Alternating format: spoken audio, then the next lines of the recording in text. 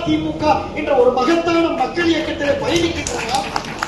எல்லா காலத்திலையும் துடிப்பது. I should be proud I am part of ADMK. நேற்று பெய்த மழையிலே இன்றைக்கு முளைத்த காளான அதிமுக.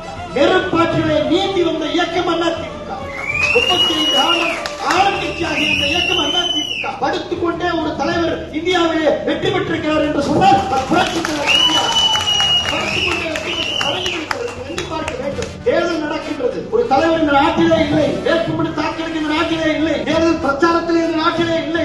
தெருவாக வாக்குகள் கேட்கின்ற பொழுது நாட்டிலே இல்லை. எங்கே இருக்கிறார்? அமெரிக்காவிலே புரூக்லின் மருத்துவமனையிலே படுத்துக் கொண்டிருக்கிறார். ஆனால் தேர்தல் நடக்கிறது.